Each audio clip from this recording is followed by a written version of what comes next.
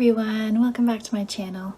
My name is Jenny and I'm here today to do the first in a series of Q&A videos that I requested back in the end of 2021. I asked if anyone had any questions for me for Q&A, they could leave them. And I ended up getting some very thoughtful and in-depth questions. And so I thought rather than making one long rambly video about my answers that I would separate them into individual videos for you. So the first question that I'm going to try and answer today is from Carrie, and I'd just like to say Carrie left two wonderful questions.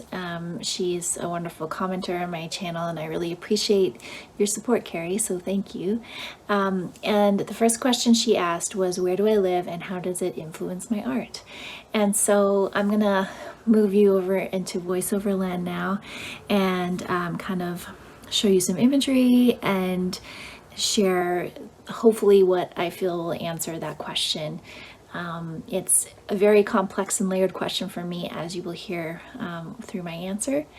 So I currently live on the west coast of Canada near Vancouver, BC, and when I grew up in Quebec in eastern Canada, and I grew up in a little rural area near the border with the United States.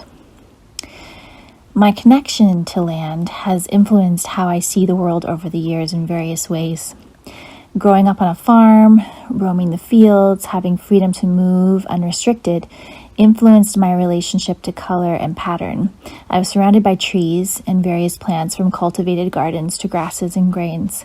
I spent hours looking at rocks and playing by streams. This rhythm with nature became a part of my everyday visual experience and is so ingrained now that I often don't notice it. In every place I have lived, I have sought out bodies of water, birds, textures, and often even wind. The area I grew up in was windy a lot, and so the sound of an old house shifting in strong wind is one that invokes a lot of nostalgia for me, and I also love the sound and energy of falling rain. When I moved to the west coast of Canada, the landscape's dramatic beauty was a pleasure to look at. Looking up into snow-capped mountains while being surrounded by green trees never gets old.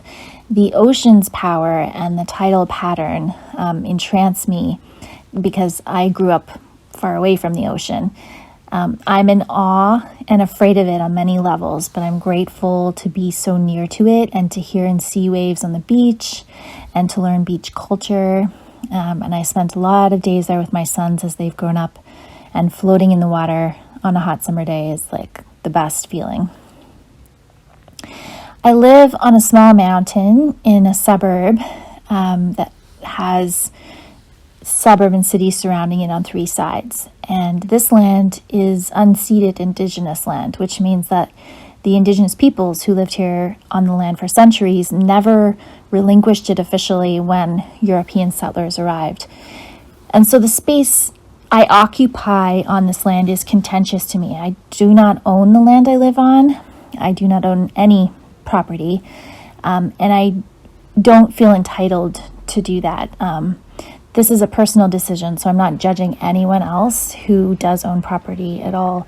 And this is also something that could change in the future, but it's something that I'm still learning about and trying to understand within myself and what that would mean for the dominant culture that I live in, which places monetary value on everything, especially land. So while I make art about the beauty of the environment around me, I also question the values that commodify it. And I think the elements that make up where I live are priceless and should be collectively cared for and valued beyond what can be extracted from them.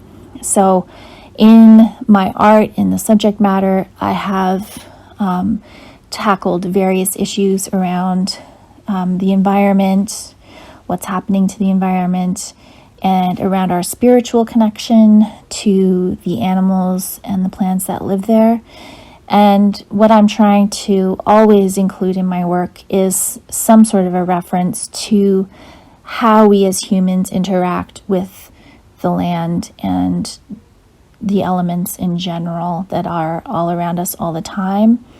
The disconnection between living rurally and living urban is quite apparent to me because I grew up in a rural environment.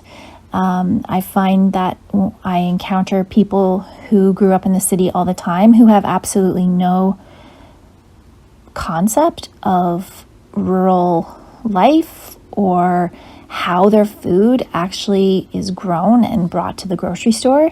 And it boggles my mind all the time that that is such a disconnect. And I think it's a huge part of what is wrong with our world is this lack of seeing the connections. And so what I hope where I live and how I interact with where I live reflects in my work is this connection and the fact that we all need to re-examine that connection. And if we don't have one, we need to form one because the very ground on which we walk is threatened by the lack of that connection. So I hope that answers your question, Carrie. And if it doesn't, please let me know and I will try to explain it again. This is where I live is beyond just a landscape and beauty to me. There are so many layers of understanding that go along with that. And I want to address those in my work as best I can. And the new body of work that I'm working on right now actually definitely touches on a lot of those issues, especially in relation to my relationship with where I lived previously in Quebec, where I grew up, and where I live now on unceded Indigenous lands. So thank you again for your question. So thank you all so much for joining me today for this first in the Q&A series of videos for 2022.